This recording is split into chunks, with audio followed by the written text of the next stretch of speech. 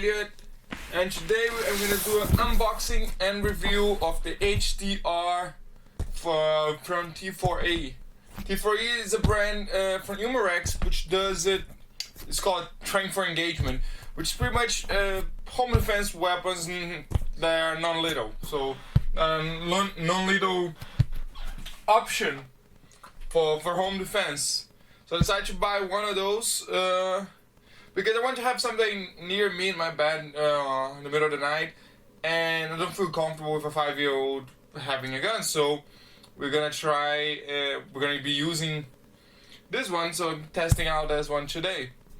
So let's get to it. Let's open up and let's see how it is.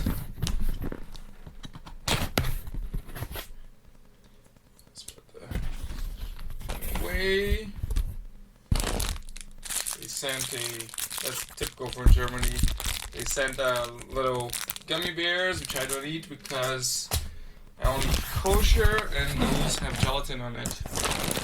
But other than that, I got myself 2 items as well, so you can see.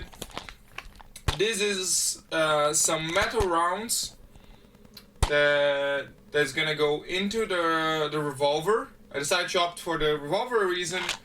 I'm gonna explain later for why, but this is some metal rounds on a 50 caliber, so we can have more impact in a home defense situation. We have the pepper balls to incapacitate, to make it harder for if someone breaks in, to make it harder to complete the thing before I reach something else. And I have a emergency round with 6 ammos in it, 6 balls in it, 3 being rubber balls and 3 being pepper balls. So it alternates what I'm gonna be using and all that. So that's this package paper, which is pretty interesting. It looks like there's even something in it, but I don't think it has anything, but it's very cool packing paper. Also the CO2 cartridge, but this works on CO2, and that's the interesting thing from the gun, because the revolver doesn't actually pierce the CO2 right away. Only when you need it you actually pierce the CO2, so it doesn't does any damage to the internals of it. You're not gonna lose pressure. You're always gonna have it fresh when you actually need it, and that's why this is way better than an airsoft gun or an air gun, because this one, it has a system that it only punctures when you need it. Have some training rounds here, rubber rounds. Now for the main thing, I'll take the box out, and this is the home defense revolver 50 cal CO2 with 66 rounds. And you might wonder, why do you choose a revolver instead of a pistol? And the reason is simple, because on this thing, for me to exchange the cartridge, it's very easy. I put it here and I just put it back and release it, and I have 6 more shots with this emergency round here.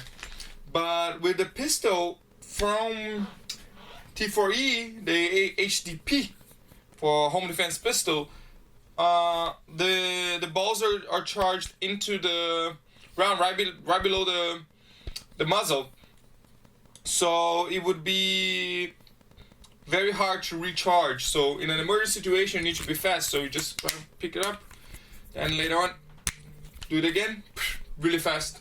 You exchange the cartridge, and it has I didn't know that, but I noticed now it has kind of like a trigger safety. I don't know if you can see it because of the light, but it has a little trigger safety here. See, if I put it against my hand, it might be easier. There's a little bit of trigger safety. That's really good. Works just like a revolver, spinning the rounds.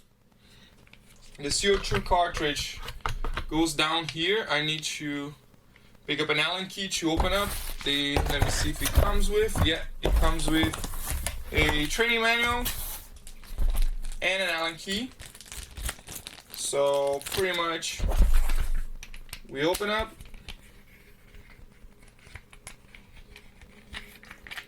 drop the CO2 cartridge, close it up, and when it closes, it doesn't puncture. See this button here, which is called the oh shit button, because if you're in an emergency situation and you have to access it, you puncture by tapping this really gentle, and then you're ready for shooting.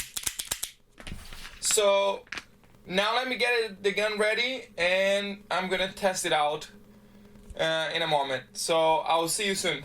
A few minutes later. Okay guys, so I came upstairs to my attic here. I have the HDR from T4E. And as you can see, this pin here, it's pretty down. That means that the CO2 cartridge hasn't been pierced yet. So as soon as I tap here, you're gonna see this pin pop up most likely. I haven't tried yet, but that's what seems like when I was choosing it. So okay, it engaged, the pin came out, and now let's do some tests here and see how's it gonna perform, or how strong it's gonna be. So you're gonna aim with the camera now so you can get the feeling. And it does very little recoil, which is really good, because this is not supposed to be a training weapon like an airsoft. And it quite a big hole there, so there's a fly there. Let's see if I can get that fly. Aiming through the camera. Oh, I need to aim for my own. Well, on my own now, if I try to get it. See if I can do it. I lost it. I think I actually got it. Because I did not see it flying off. So we get 2 shots right now. Let me do a couple more just for checking out how deep it goes. So now we've done that, let me holster my gun and let's go close to it so we can see when we open the box, see how deep it goes. Many minutes later. Let's open it up, the box. I put several cardboard inside. It did not pierce through, as you can see. Let's see it through how many layers of cardboard it actually went through. So it nicked this one here, so we can not really tell. It nicked this one here, almost went through, so it actually did not go through any of the cardboard.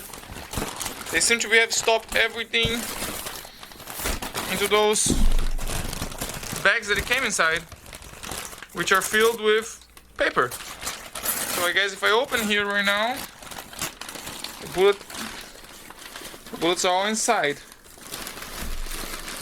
Or not. I'm opening up here. I don't know if you can see. Let's see if the balls are here or not.